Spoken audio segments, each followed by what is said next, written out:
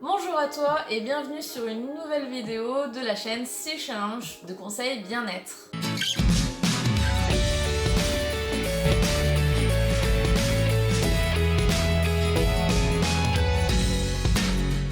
Aujourd'hui, je tiens à te parler d'un sujet important et totalement lié au bien-être. Je vais te parler des déviances liées à la sexualité qui sont pourtant normalisées, phénomène qui touche majoritairement les femmes, mais aussi bien sûr les hommes et parfois malheureusement les enfants. Tout au long de cette vidéo, tu auras des témoignages écrits de personnes anonymes qui ont souhaité partager leurs expériences pour justement changer la vision sur ce sujet. On commence donc par voir quelle est la perception sur ce phénomène. Peu importe notre corps, l'attitude ou même la beauté qui est assez subjective, toutes les femmes, puisqu'elles sont majoritairement touchées, seront sujettes au moins une fois dans leur vie à cette problématique de déviance au niveau sexuel. Que ce soit un jean, une jupe, une robe ou même un short, ou bien en haut un débardeur, un t-shirt, un pull ou autre, peu importe cela, elle risque de se retrouver dans une situation malaisante. Il y a toujours les a priori. Une femme n'a pas le droit de se sentir bien de son corps et de l'assumer pleinement. On va aller du sempiternel, tu es coincé, tu es trop facile, tu es prude, tu es vulgaire, tu es une allumeuse, tu es une chaudière. Il y aura toujours un adjectif, peu importe l'attitude. C'est pour ça qu'elle ne compte pas au fond non plus dans ce genre de problématique-là, puisque la victime n'a pas du tout cherché de telles situations. Parce que personne ne mérite cela. Et bien sûr, je tiens à faire le point par rapport à une nouvelle loi qui, peu importe que l'on devine un téton, ce n'est pas une tentation justifiable pour amoindrir la peine de l'agresseur. En soi, même en portant un soutien-gorge selon la poitrine de la jeune femme, on peut bien sûr deviner parfois les attributs. Mais pour autant, cela ne veut pas dire que c'est open bar. Parce que peu importe la tentation des individus, si la personne en face vous fait signe que c'est non ou vous le dit clairement, eh bien ça veut dire ce que ça veut dire, c'est non. Et c'est un droit que chacun a dans sa vie, peu importe son âge ou son sexe. Quand bien même par son attitude elle te chambre, elle te cherche, elle est libertine ou même elle expérimente, c'est son choix. C'est ce qu'on appelle un droit individuel et pour autant cela ne veut pas dire qu'elle cherche à être violée ou moins. Cela ne donne aucun droit sur elle ou sur son corps, sur sa personne. Toutes les femmes auront vu au moins une fois l'une des problématiques suivantes qui vont avoir un impact sur le bien-être. Si la plupart de ces problématiques sont devenues totalement anodines, elles ne le sont pas du tout pour les personnes qui le subissent. Personne ne mérite ça et vraiment il faudrait que là-dessus on change les mentalités parce qu'il n'y a rien de normal ni de plaisant à avoir ce genre de comportement pour ceux qui le subissent. Ça peut aller du simple sifflement, même que la personne ait de l'intérêt ou pas envers celui qui siffle, on pense à tort que cela va lui faire plaisir. Mais le problème c'est que ça n'arrive pas qu'une fois en général. Toutes les femmes y sont sujettes à un moment donné ou à un autre, avec plus ou moins de récurrence, et c'est vraiment malaisant. En cas de refus ou de désintérêt, il y a la deuxième technique, se faire insulter de tous les noms d'oiseaux possibles, puisqu'apparemment, nous n'avons pas le droit d'être en couple et donc de refuser des avances par ce biais, pas le droit de ne pas être intéressé, tout simplement, pas le droit de ne pas être d'humeur, pas le droit de juste passer notre chemin et de ne pas avoir envie d'être importuné. Pourtant, je pense que c'est un droit de tout un chacun. Il y a une autre technique vraiment imparable, c'est le dénigrement. En effet, quand une femme va se mettre un peu en retrait, voire refuser, surtout quand elle est très jeune, on va très facilement vouloir la manipuler par ce biais, en lui disant tous les autres le font, alors pourquoi pas toi? Ah mais franchement t'es trop coincé, ou t'es au contraire tu es une allumeuse, tu m'attires et puis une fois que je te propose tu veux plus, franchement tu te regardes dans la glace des fois. Ou alors que vis-à-vis de ce qui peut arriver comme situation difficile, la personne l'a mérité ou l'a recherché. C'est non. Franchement, je tiens à vous le dire, mesdemoiselles, si vous regardez ce vlog, respectez-vous. Vous ne méritez pas ça et vous avez toujours le choix. Le harcèlement, que ce soit au travail par une connaissance, va être de la simple allusion régulière comme « Oh, c'est sympa ce que tu portes aujourd'hui, oh, c'est un peu court » ou même savoir un petit peu ce que tu portes en dessous, voire des attouchements. Ça peut aller jusque là et là, ça va être une problématique qui va devenir invivable à force de temps, tout aussi bien qu'une agression, que ce soit par un inconnu ou par une personne connue. Une des situations devenues extrêmement banales, c'est aussi la simple main aux fesses. Parlons-en, le fait de passer derrière une serveuse et de lui mettre une petite main bien placée, ou derrière une jeune femme qui passe dans la rue à côté de vous, style de rien, ou même dans le bus, aller se frotter mollement au fessier de la jeune fille qui se tient debout puisqu'elle n'a pas de place assise, c'est normal. Mais pas du tout, vous vous rendez pas compte de la phobie que ça peut créer chez certaines personnes de prendre les transports en commun. Malheureusement, on peut aller sur la dernière finalité qui va être le viol. Là, c'est vraiment aller jusqu'au bout sur l'acte, et tout ce dont je viens vous parler, on peut aussi le subir en tant que couple. Ce n'est pas parce qu'on est en couple, marié ou non, homosexuel ou non d'ailleurs, il n'y a pas de règle là-dessus, que pour autant notre intégrité physique ou morale appartient à la personne avec qui l'on est. Votre corps vous appartient, vous avez totalement le droit dessus. Votre compagne ou compagnon n'a pas à vous forcer à faire des choses dont vous n'avez pas envie ou au moment où vous n'en avez pas envie. Vous avez toujours cette décision qui est à vous et personne n'a à vous forcer à faire quoi que ce soit contre votre gré. Toutes ces situations que je viens d'évoquer sont vraiment un irrespect à la fois physique et émotionnel de la personne. Ça va créer vraiment des problématiques pour celle-ci à force de temps, puisque c'est vraiment très intrusif. Je ne sais pas si vous vous rendez compte pour ceux qui le font, à quel point c'est oppressant pour ceux qui le subissent. Forme de malaise, elle va avoir beaucoup de mal à aller en extérieur, même se promener son chien.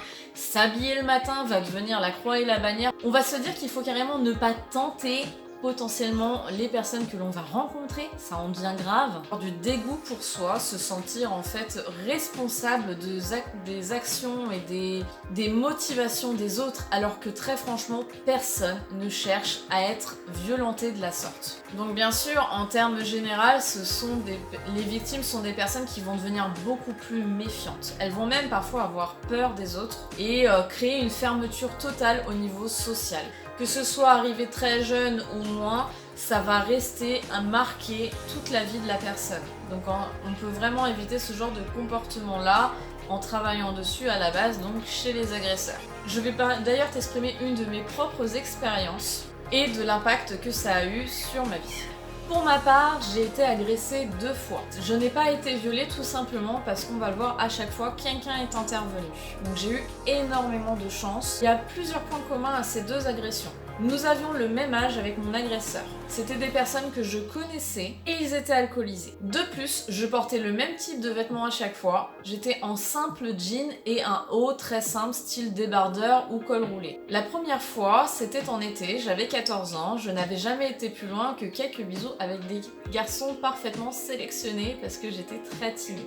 Et je n'avais vraiment aucune intention d'aller plus loin, je n'étais pas émotionnellement préparée à la suite. Le garçon avec qui c'est arrivé, je n'avais aucune ambiguïté. Pour moi, il était en couple, il était certes mignon, mais je n'attendais rien de sa part. On traînait ensemble et comme beaucoup de mercredis après-midi, nous étions une dizaine à nous retrouver au parc à côté de notre collège pour passer un moment très sympa tous ensemble. Tout à coup, l'alcool faisant, il m'a entraîné un peu à l'écart et là, je n'ai vraiment pas compris ce qui s'est passé. Son regard a changé. J'ai eu l'impression d'avoir une personne en face de moi qui était complètement vide émotionnellement. Il m'a immédiatement coincé contre un arbre et a commencé à déboutonner mon jean sans me parler, sans me toucher plus que ça. Et moi, du coup, j'avais très mal, j'étais extrêmement choquée. Je suis restée totalement muette et docile, entre guillemets, parce que j'étais complètement surprise par ce qui était en train de se passer. Je ne comprenais pas cette situation parce que on peut jamais s'imaginer qu'il va nous arriver une telle chose, surtout aussi jeune et dans un tel contexte. J'avais très peur, donc c'est vrai que je me suis pas défendue, je n'ai absolument pas parlé. Et là, une des personnes qui était là est arrivée, l'a enlevé d'à côté de moi et là m'a engueulée direct en disant mais pourquoi t'as rien dit, pourquoi tu t'es pas défendue? Et j'avoue que j'ai même pas su quoi lui répondre. J'étais tellement éberluée par cette situation, tellement dans l'incompréhension de ce moment que j'ai pas su quoi répondre et j'ai pas su réagir du tout. J'étais tétanisée.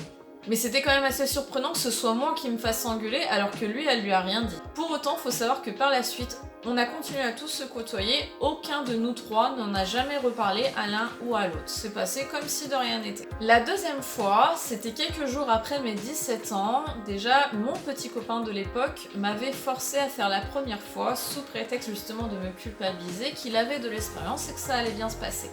Je n'étais absolument pas prête à le faire, mais pour lui faire plaisir et parce que c'est un peu l'étape que j'ai beaucoup regretté, parce que c'était pas plaisant du coup, je l'ai fait. Le problème c'est qu'avec une telle ouverture que je lui avais laissée, il a cru qu'il pouvait tout bonnement aller plus loin. C'est pour ça que quelques jours plus tard, on était le 31 décembre, on a décidé de faire la fête entre amis, il a bu de l'alcool et à un moment donné m'a emmené dans la pièce à côté de là où on était tous, où on avait posé nos vestes sur un lit. Et il m'a plaqué sur celui-ci. Là, il m'a pris les mains au-dessus de ma tête, donc j'étais bloquée, et il s'est allongé sur moi. Il a commencé à m'embrasser un peu partout, a commencé à vouloir me toucher en passant ses mains sous mes vêtements, et également à déboutonner mon jean. Cette fois-ci, j'ai réagi en termes de paroles, je lui ai demandé plusieurs fois d'arrêter, je lui ai dit que je n'étais pas d'accord et que je souhaitais qu'il arrête. Pour autant, je n'élevais pas le ton parce que je voulais pas inquiéter les personnes à côté, parce que j'avais honte de ce qui était en train de se passer et que très franchement, j'étais persuadée qu'il allait écouter ce que j'avais à dire puisque c'était mon petit copain. Logiquement, il peut pas me faire de mal, il est censé être respectueux envers moi et même si j'avais très envie de me défendre, je me sentais bloquée par la manière dont il me tenait. Je pouvais donc pas le frapper ou quoi que ce soit. Tout à coup, son meilleur ami a dû sentir qu'il se passait quelque chose, il est venu dans la chambre, l'a dégagé sur moi, a attendu que je remette mes vêtements à peu près en place et on est repartis tous ensemble dans l'autre pièce. J'ai continué à sortir avec cette personne pendant un certain temps, j'ai côtoyé son meilleur ami pendant des mois également et on n'est jamais revenu sur le sujet. En tant que victime, je peux vous dire que c'est vraiment pas évident parce que pour les deux fois, en fait, faut savoir que pour moi, mon cerveau a fait ce qu'on appelle un blocage émotionnel. C'est-à-dire que j'ai enfoui ces événements au plus profond de mon inconscient. À chaque fois, je suis totalement restée neutre. Je n'ai pas du tout extériorisé ce qui s'était passé, je n'ai pas assimilé cet événement dans sa problématique. Pour m'habiller, je suis restée assez simple, même si j'avais un faible pour les escarpins. Mais c'est vrai qu'après, j'ai toujours compris que j'étais très mal à l'aise avec les hommes. Des regards, les compliments, j'ai jamais su les accepter comme ils étaient. J'ai toujours vu une consonance où si j'acceptais ceci, potentiellement ils allaient penser qu'il y avait une ouverture.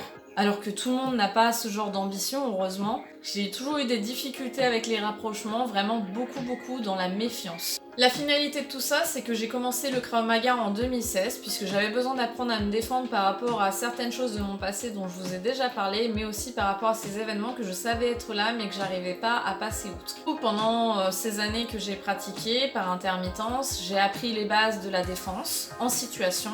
J'ai aussi beaucoup pris confiance en moi par rapport à mes capacités, par rapport à mon instinct, réaction, par rapport au contrôle de moi-même et de mes émotions. J'ai commencé tout doucement à en parler à mon coach, à couvert en fait, sans parler vraiment que c'était par rapport à moi. Même s'il l'avait compris, mais il attendait que ça vienne vraiment de moi. Je réalise plusieurs fois avec des personnes différentes, des hommes différents, les prises que l'on m'a faites, ces situations-là, sans pour autant toujours en ressentir grand-chose. Finalement, c'est en début de cette année 2020, après un combat, le déblocage s'est fait d'un seul coup. Pendant 24 heures, ça a été une journée horrible, vraiment.